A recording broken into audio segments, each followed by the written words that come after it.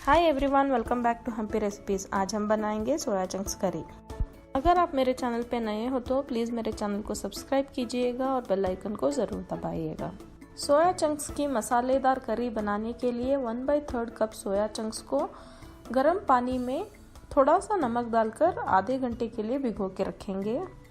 आप चाहे तो सोया चंक्स को गर्म पानी में डालकर उबाल भी सकते हो। सोया चंक्स को सोक होने के लिए साइड पे रखेंगे।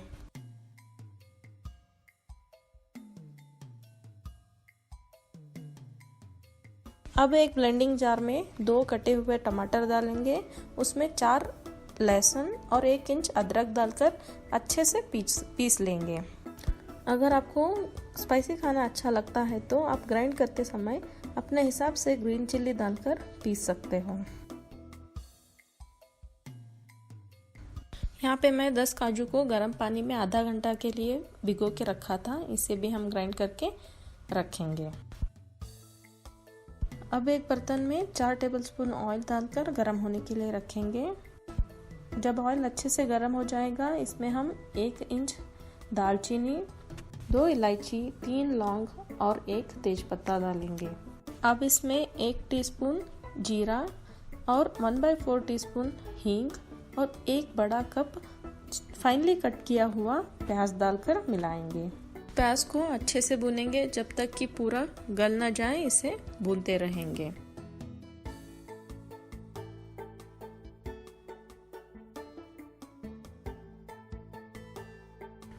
अब इसमें 1 ग्रीन चिल्ली और जो टोमेटो, जिंजर, गार्लिक को पीस के रखा था उसे डालकर मिलाएंगे। आप चाहे तो प्याज को पीस के भी डाल सकते हो, इससे ग्रेवी बहुत थिक बनती है। अब इसमें स्वादानुसार नमक और 1/8 टीस्पून टर्मरिक डालकर मिलाएंगे। जब तक टमाटो, जिंजर, गार्लिक से कच्चा स्मेल न जाता है, इसे भूनेंगे और इसे ऑयल ooze आउट होता है, तब तक इसे भूनते रहेंगे।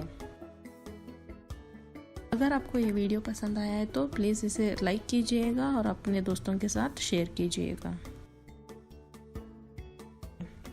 जब ग्रेवी से पूरी तरीके से ऑयल निकलता है, तब इसमें हम 1 टीस्पून लाल मिर्ची पाउडर, 2 टीस्पून कोरिएंडर पाउडर और 1 टीस्पून जीरा पाउडर डालकर मिलाएंगे। अब इन सारे मसालों को 2 से 3 मिनट के लिए और भूनेंगे ताकि मसाला अच्छे तरीके से पक जाए।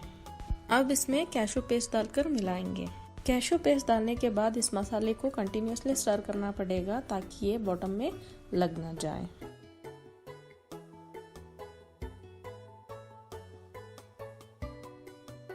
दो से 3 मिनट होने के बाद इसमें हम 1 टीस्पून गरम मसाला, आधा टीस्पून आमचूर पाउडर और आधा टीस्पून शक्कर डालेंगे। शक्कर बहुत ज़्यादा मत डालिएगा क्योंकि कैशू पेस्ट से भी स्वीटनेस आता है। अब इन सारे इंग्रेडिएंट्स को अच्छे से मिलाएंगे और इसमें सोया चंक्स डालेंगे। मैंने सोया चंक से पानी पूरा निकाल लिया है, इसे हाथ में लेके स्क्वीज कीजिएगा, पानी पूरा निकल जाएगा। इसमें बिल्कुल पानी नहीं रहना चाहिए। और इसमें ढेर सारा धनिया पत्ता डालेंगे। सोया चंक्स को 2 से 3 मिनट के लिए ग्रेवी में भूनेंगे। अब ग्रेवी का कंसिस्टेंसी एडजस्ट करने के लिए पानी डालेंगे। ध्यान रखिए, सोया चंक्स करी में पानी ज़्यादा होने से सोया चंक्स अलग रह जाएंगे और आपका ग्रेवी अलग हो जाएगा, इसीलिए इसमें बहुत ज़्यादा पानी मत डालिएगा। अब इस ग्रेवी को 10 से 12 मिनट के लिए ढक्कन लगाकर कुक करेंगे। अब हमारा सोया चंक्स करी रेडी है। कमेंट करके ज़रूर बताइएगा आपको ये रेसिपी कैसा लगा। आई होप आपको मेरा वीडियो पसंद आया है, सो प्लीज़ इस रेसिपी को लाइक कीजिएगा और आपके दोस्तों के साथ शेयर कीजिएगा। Thanks for watching.